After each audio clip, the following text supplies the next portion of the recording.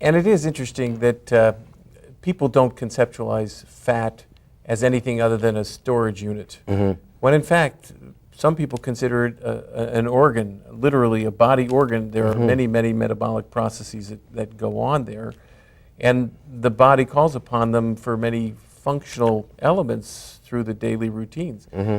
So give us a little perspective on some of the diseases we associate with that lifestyle that does ultimately result or is associated with obesity.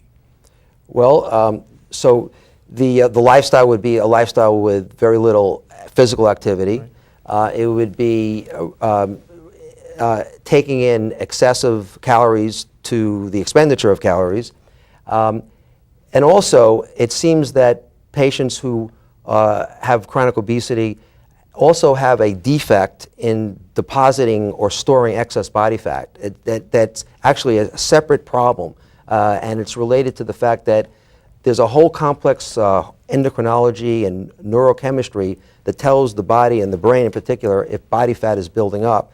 And if that occurs, adjustments are made. So for example, I don't know how much you weigh, but let's say myself, if I weigh 160, if I gain 5 pounds, my system recognizes, say, 5 pounds of extra fat. It is recognized by my central nervous system, and what happens there is my appetite is shut down, and my metabolism is automatically sped up, and without thinking, I go back to 160. And if I was down to 155, the reverse would happen. My appetite would speed up, would be increased, and my metabolism would slow down, and I'd go from 155 to 160.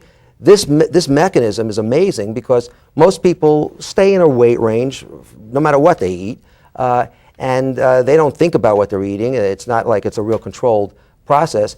It's like an autopilot for many people.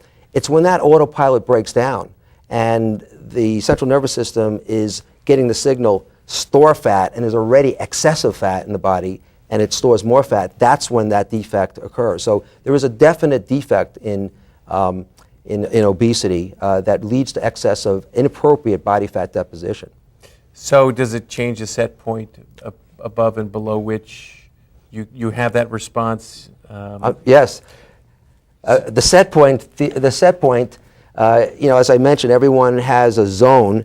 However, because of the way we've evolved, the system is more forgiving on the upside of the set point than the downside. And that's because, if you think about it, humans, for most of their existence, were these skinny, starving, creatures, living on twigs and squirrels' tails. And so, if they happen to have the opportunity to wander into a little tomato patch one day, and if they ate one tomato and they couldn't eat the second, they wouldn't survive. So the system allows extra food.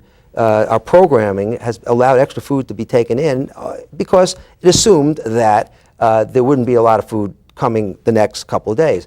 But with our modern lifestyle and where we live, there's never a shortage of food. And so the more food that comes into our body, it's gladly taken. And it allows that on the upside. The downside is very, very rigidly controlled. So that is another reason why patients who are overweight, if they are weighing 260 and they should be 180, after they lose 10 pounds from the 260 point, they have intense efforts by their body to keep them at 260 because 260 is now recognized as their set point. So the downside is protected where the upside is much more lenient. And that's why people ratchet up. They don't ratchet down. Interesting. So that also explains why, that first 10 pounds was easy, but boy, that next 10 pounds is murder. Right. And it's not just changing lifestyle and diet. It really takes an ongoing effort. So that you may have lost that first 10 pounds in 10 or 15 days easily enough, little exercise, little diminished intake, but that next may take 3 or 4 or 5 weeks with even more concerted exercise and restricted intake. Correct. But there are some facts that we know to break through that floor, to actually get lower, to get over this. Several things are helpful. For example, exercise. Walking about 3 miles a day will help you defeat that lower floor set point. Also, food that is proportionately divided up, so you're eating something every 3 to 4 hours, seems to help you get through that lower set point. It's when if a person goes on a diet and they decide to almost do a starvation diet, and they're basically eating once or twice a day, that ramps up the defense because it tells the system that this is true famine, this is true starvation.